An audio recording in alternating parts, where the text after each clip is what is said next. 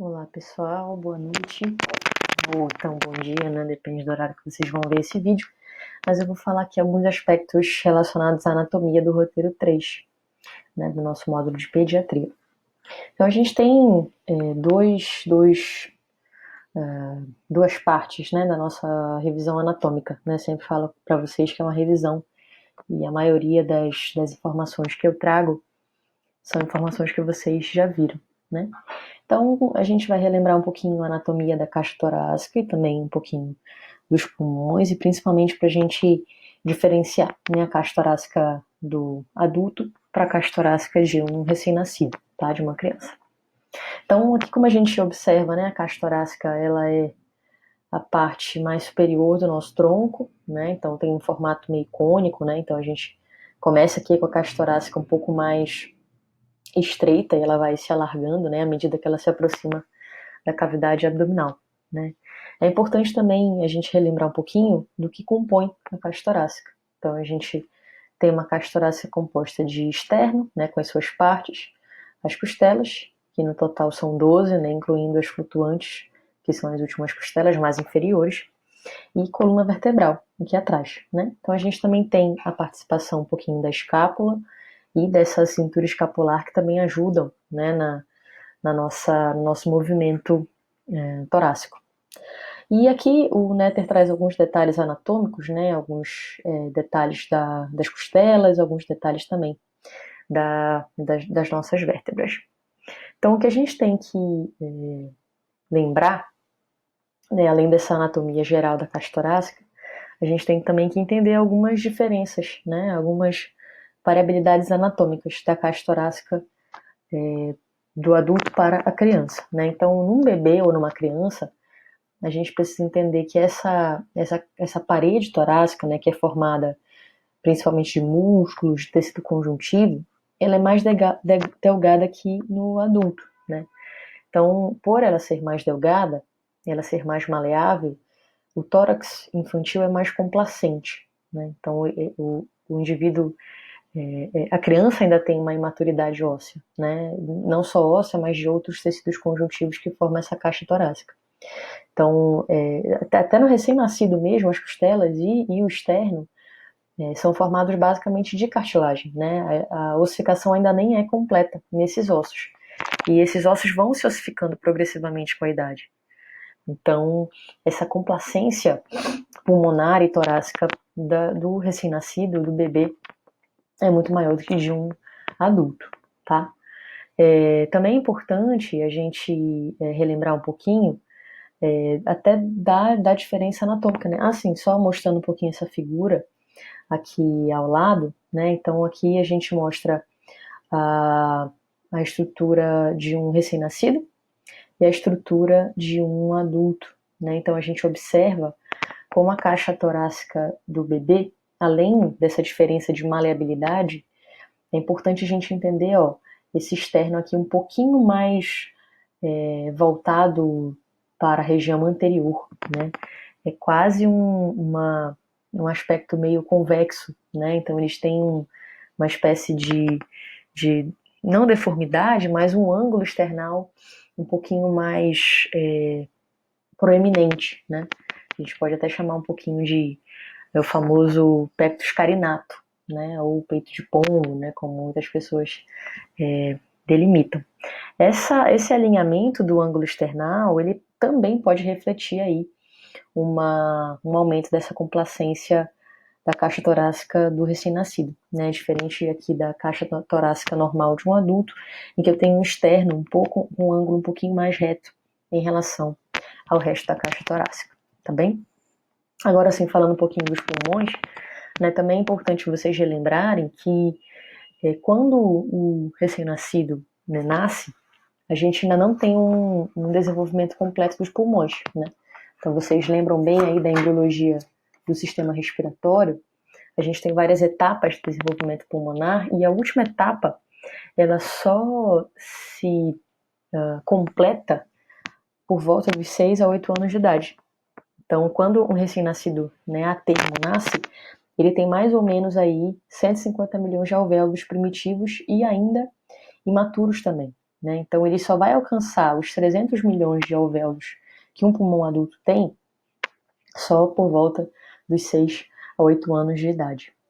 Então, também é importante a gente lembrar que no nascimento, né, logo após o nascimento, metade dos pulmões ainda tem bastante líquido, ainda derivado da cavidade amniótica, né, do pulmão e das glândulas traqueais.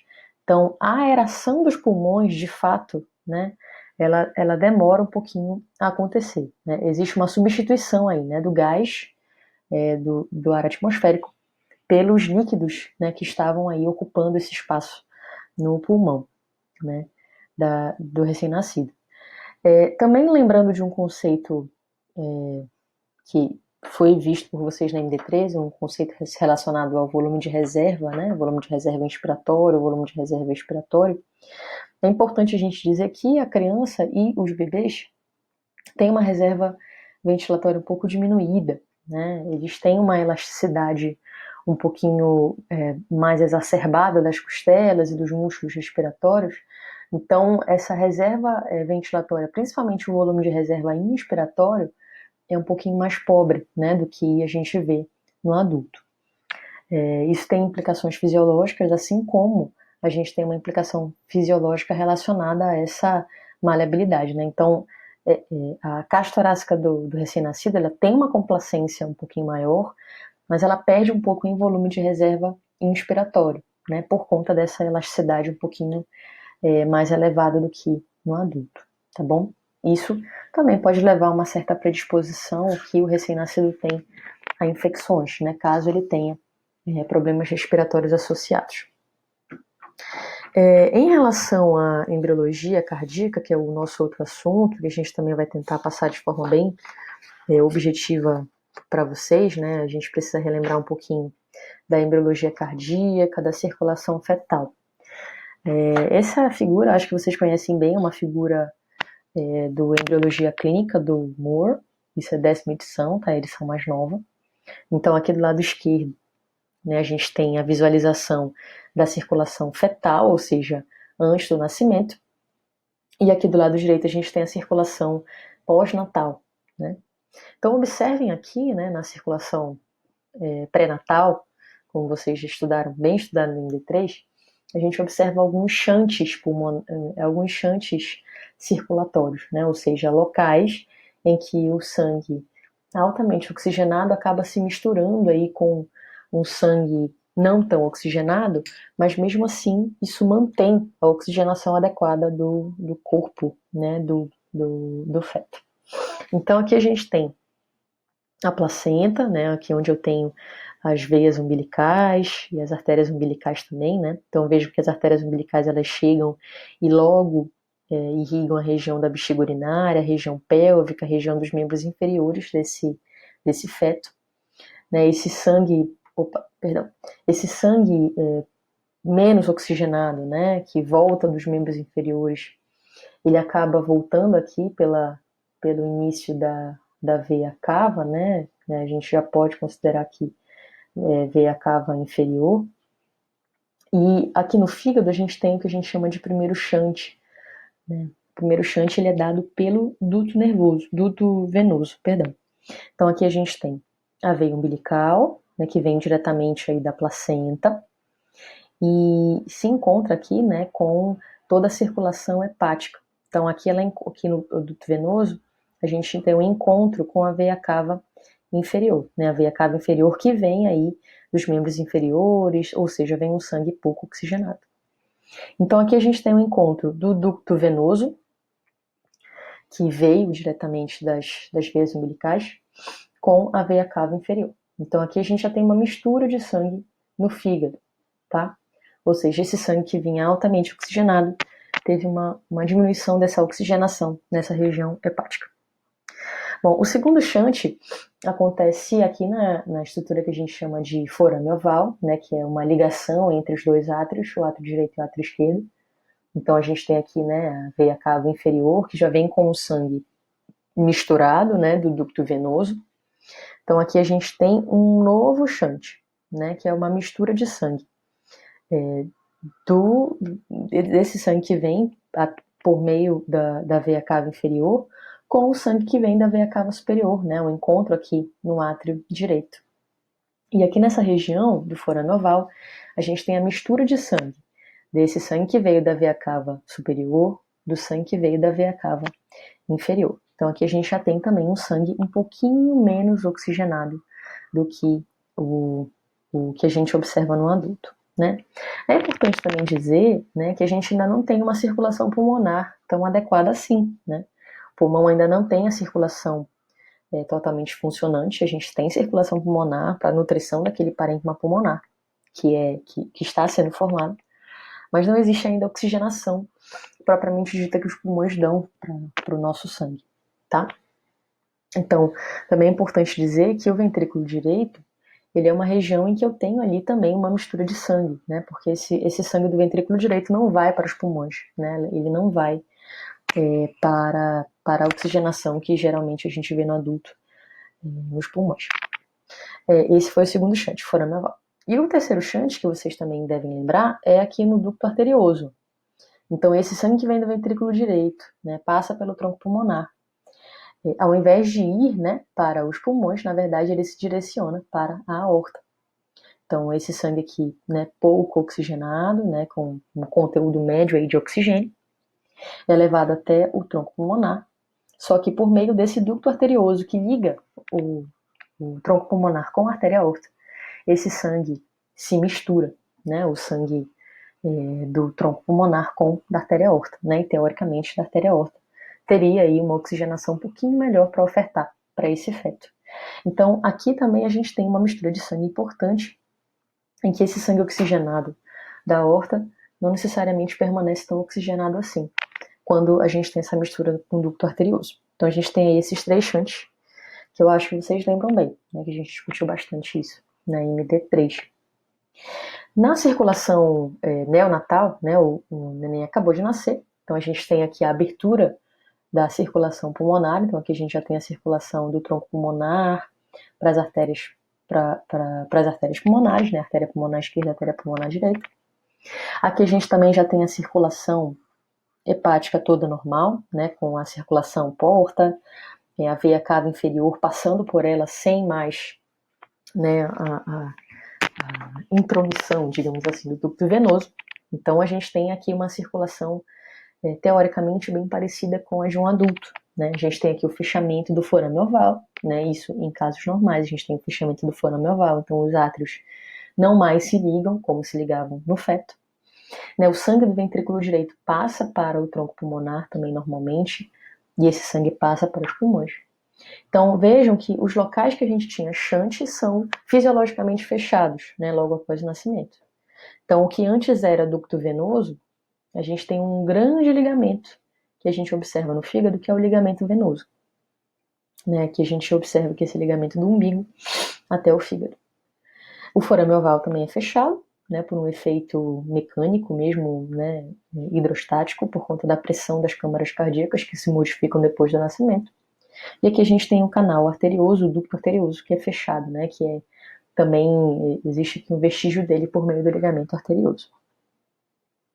Bom, aqui é um detalhe um pouquinho maior que o Moore nos orienta, né? Em relação à circulação fetal, então aqui a gente vê veia umbilical, aqui o ducto venoso se ligando à veia cava inferior e havendo essa mistura, né? Essa mistura de sangue. E aqui no exame de imagem também a gente observa, né? O ducto venoso, e aqui também a artéria umbilical, veia umbilical, né? Isso por meio de exame de imagem. Tá? E aqui também a mistura de sangue da veia umbilical, ducto venoso e veia cava inferior. E aqui uma peça anatômica que mostra aqui, ó, o ducto venoso se ligando à veia cava inferior e fazendo essa mistura de sangue que nós já conhecemos bem. Na embriologia do coração, a gente pode ter alguns defeitos, né? Como vocês também bem estudaram, alguns defeitos geram cianose, outros defeitos não geram cianose, isso depende muito do tamanho, né, dessa abertura, dessa comunicação que a gente pode ter entre as câmaras cardíacas. Nessa figura, a gente mostra um pouquinho para vocês, aqui do lado esquerdo, a gente tem alguns tipos de comunicações interventriculares, né? Então aqui todas essas letras, né, de A até F, de A até G, representam algum tipo de comunicação interventricular, tá? Lembrando que dependendo do tamanho dessa comunicação, né, se ela for, quanto maior ela for, maior a implicação fisiológica para esse paciente, né? Então ele pode ter hiperfluxo pulmonar, pode ter cianose e pode ter edema também. Depende do tamanho, né, dessa comunicação.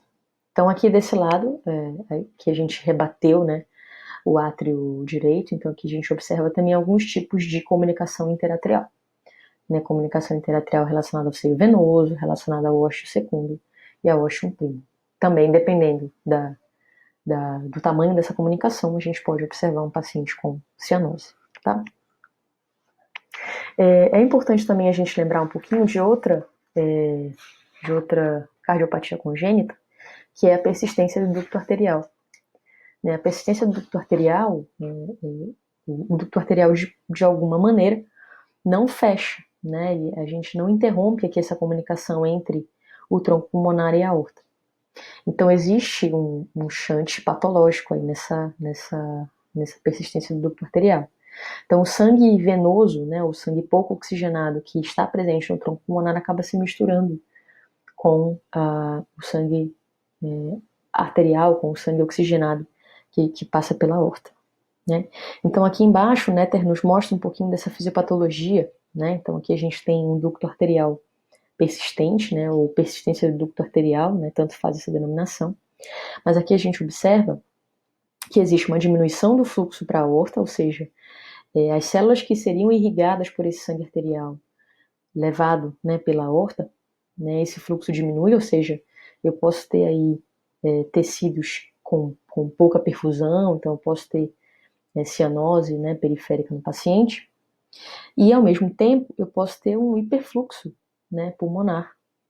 Então vejam aqui esse fluxo que teoricamente permaneceria na aorta por conta dessa diferença de pressão, né, esse fluxo sanguíneo pode mudar, né, para o tronco arterial, para o tronco pulmonar e para as artérias pulmonares, aumentando o fluxo pulmonar, né, ou seja, gerando aquilo que a gente chama de hiperfluxo pulmonar. Esse hiperfluxo pulmonar pode gerar edema pulmonar também. E além disso, né, além dessa diminuição do fluxo sistêmico e do hiperfluxo pulmonar, eu posso ter também, como ele mostra, uma hipertrofia ventricular esquerda, ou seja, por conta dessa demanda de oxigênio aumentada, né, como a gente oferta pouco oxigênio para essa periferia, o ventrículo esquerdo tende a ser hipertrofiado por conta dessa sobrecarga, né, de pressão. E aí a gente também pode ter aí uma patologia importante nos ventrículos, né, no miocárdio propriamente dito. Aqui é para a gente relembrar um pouquinho das estruturas que fazem parte do coração primitivo.